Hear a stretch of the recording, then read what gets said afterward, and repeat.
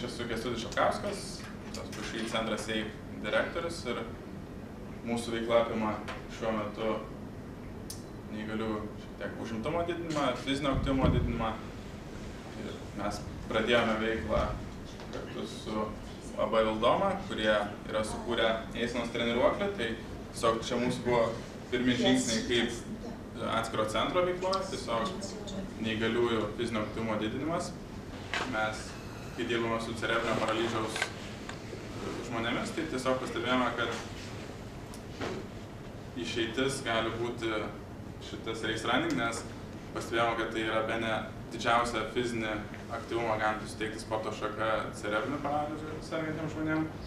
Pirma mintis išbandžius tuos dviratukus gyvai buvo ta, kad mes turime tą padaryti Lietuvoje. Ir šitas susitikimas įvyko. My name is Connie Hansen. I'm from Denmark and I have been involved in developing the sport race running for 25 years. And that's all I want to say as a first line. Mano pirma eilutė šiandien bus tokia. Aš esu Connie Hansen, esu iš Danijos ir apie 25 metus dirbu vystydama RaceRunning sportą. Race running is one of the fastest growing sport within disability sport. I feel pretty sure to say so, and it's definitely the fastest growing when it comes to severely disabled people. RaceRunningas yra, reiškia, sparčiausiai auganti sporto šaka iš visų neįgaliųjų sporto šakų ir ypatingai, jeigu kalbėsime apie sunkią negalią sergančius žmonės.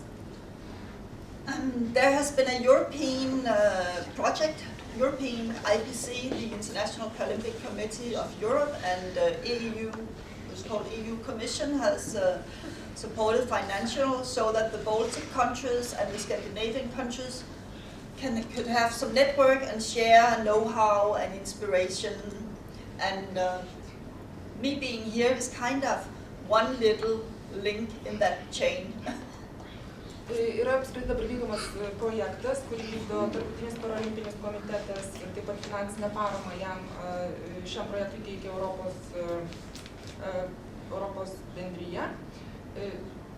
Šio projekto tikslas yra daugiau, reiškia, įtraukti Baltijos šalis ir, ta prasme, Europos šalis taip pat neįgaliųjų sportą, neįgaliųjų. I will tell you more about why this is a brilliant tool for any kind of mobility, any kind of movement later. Aš galiu jums papasakoti, kodėl tai yra nuostabi priemonė, reiškia, bet kokiam mobilumui, bet kokiam judesiui.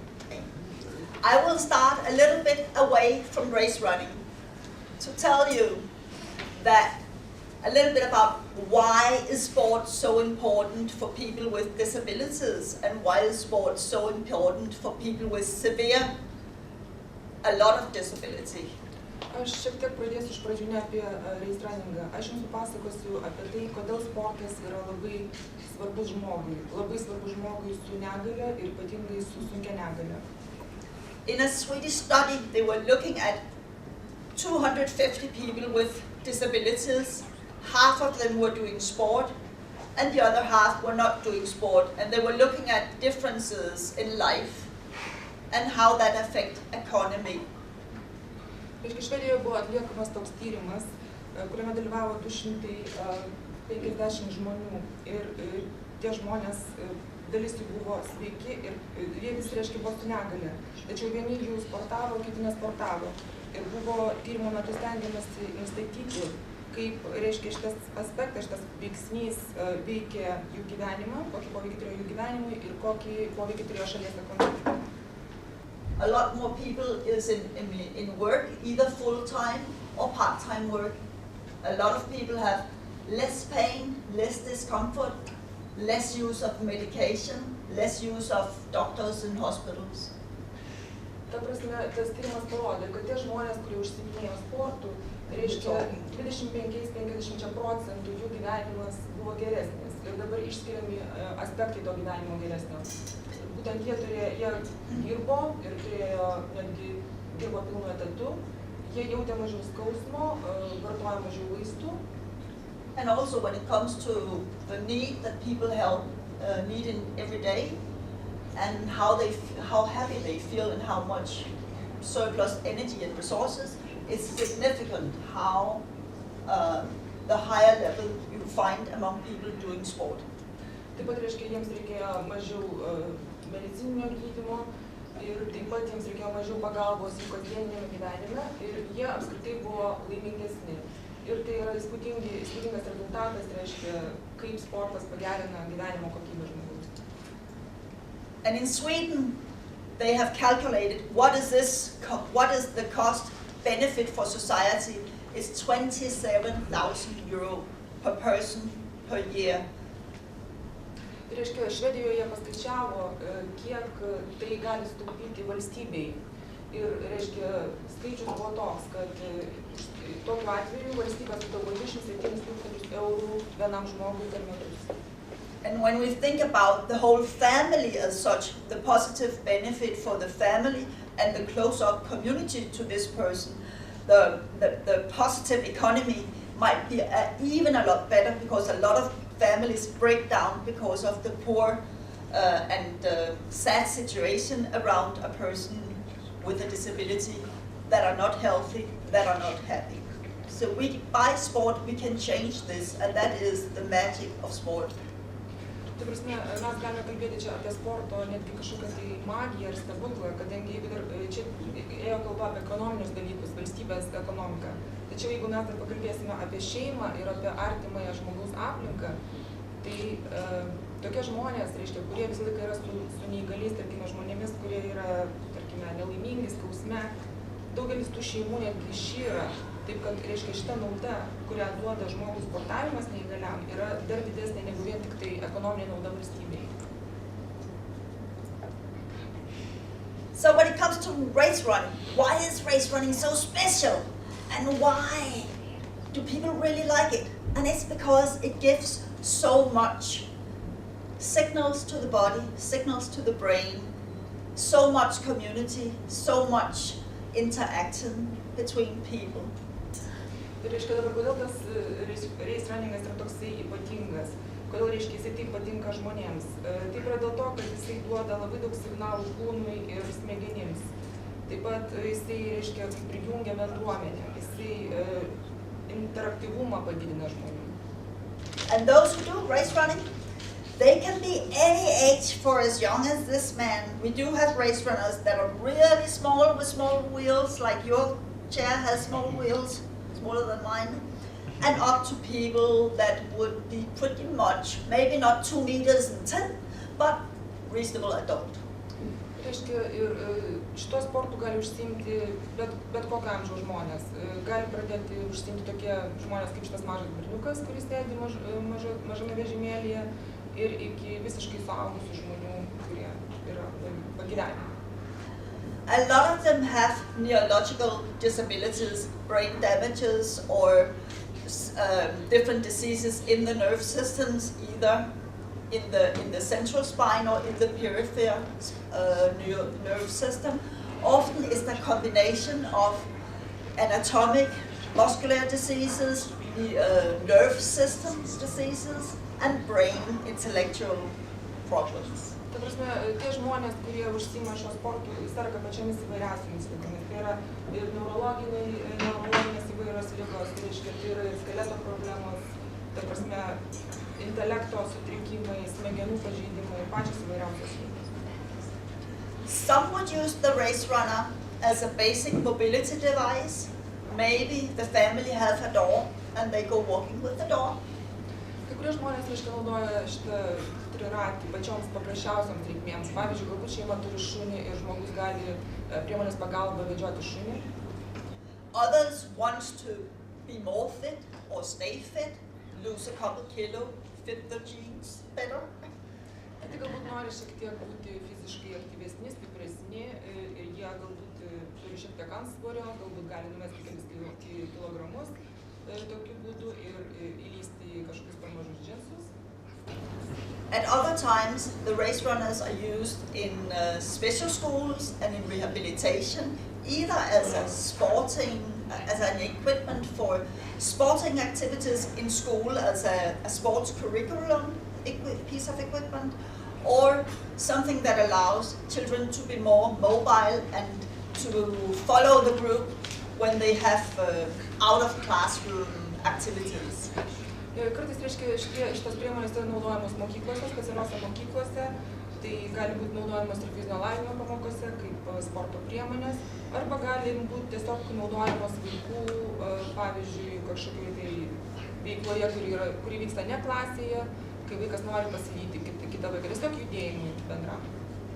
These two young ladies, Hannah Dines of Scotland, she's a university student in physiology. And this is a younger lady from Sweden. I think she's in gymnasium or 9 or 10th grade. Čia, reiškia, yra nuotrauka dviejų merginų. Viena yra Hannah Dines iš Škotijos, jinai yra studentė ir studijuoja fiziologiją, o kita mergaitė yra švedė. Jinai, man atrodo, yra dabar 9-10 klasėje mokykloje. And Hannah Dines, she tells so beautiful about what race running means to her. She says when she was a child, walking in a K-walker, wobbling around and trying to run with her classmates, she felt so uncomfortable, unathletic, and slow, and no matter what encouragement and applause she would get, she would feel awkward about it. Reiškia, Hannah Dines labai gražiai pasakoja apie savo patirtį, reiškia, su šia priemonė. Ir jis sakė, kai jinai buvo maža mergaitė, reiškia, ir norėdavo su savo draugais ten kartu būti, jinai vaikščiojo su vaikštinė, reiškia, ir jai buvo labai nepatogu, jinai jautėsi labai nesportiška, nepatogi ir tiesiog apskritai buvo nelaiminga.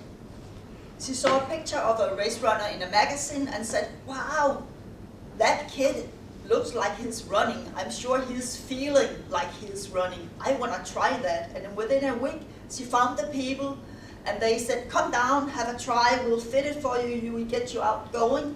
And very soon she was in this sport.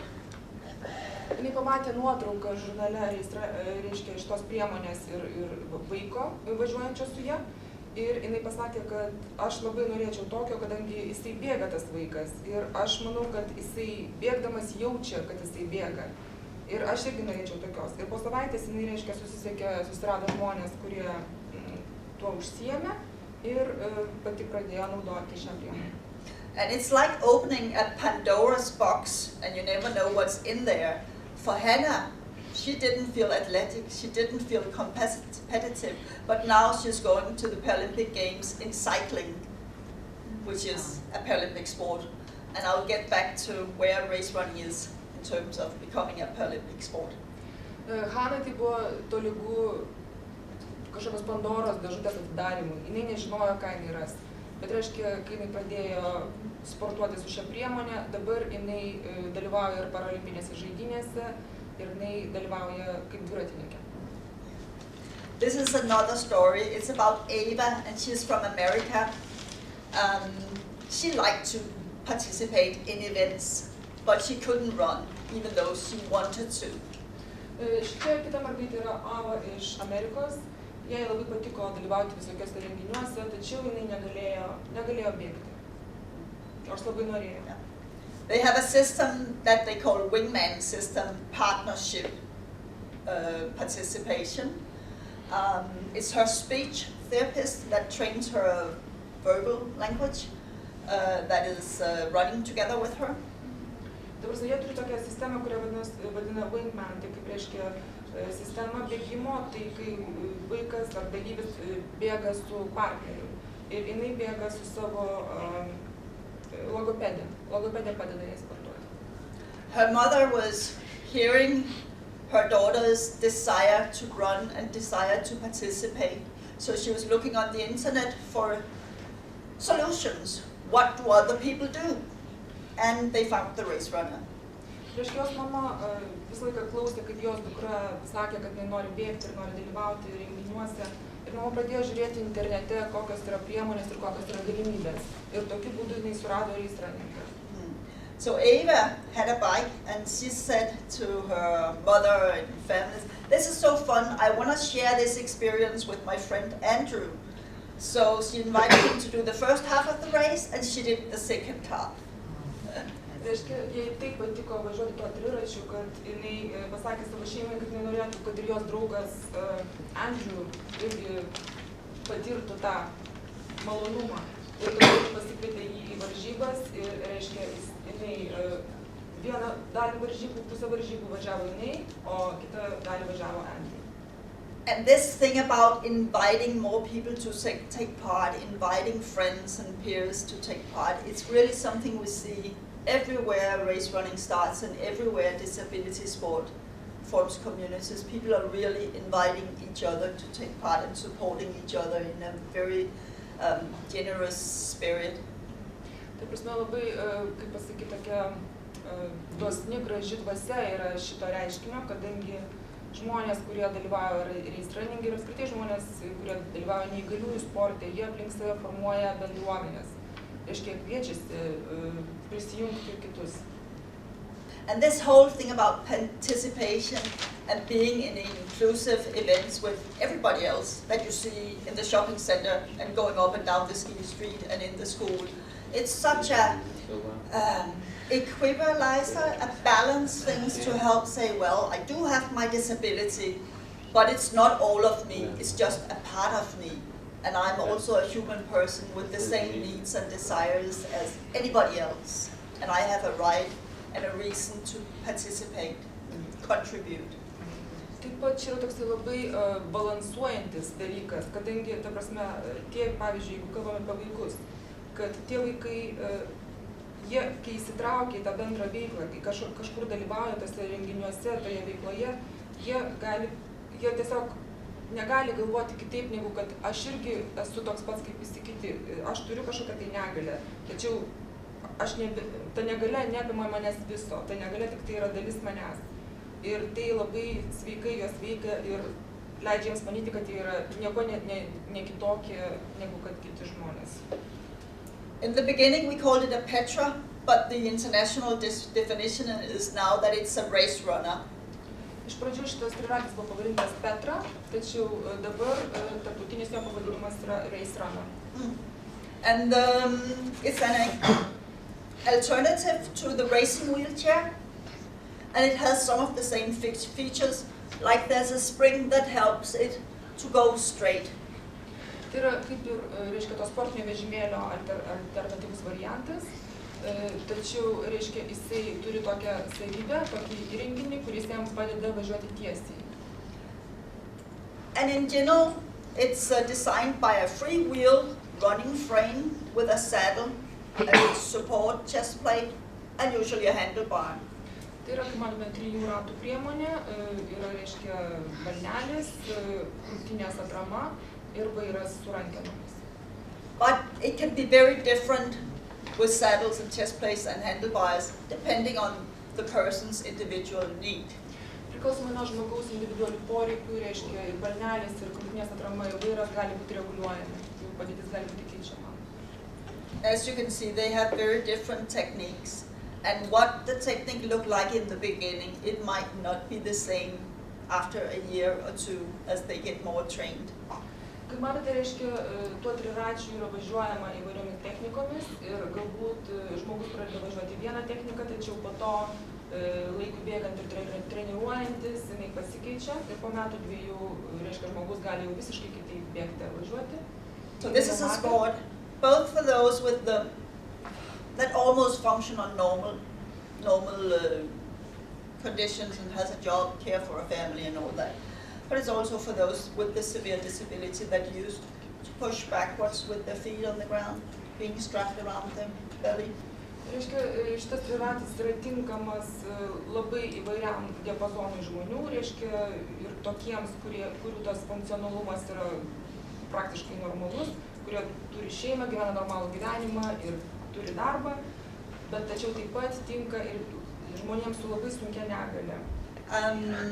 The sport started in Denmark, the countries that were really early on, because they had it introduced, were countries like Portugal and England, Scotland, and some of the South American countries, Brazil and Argentina.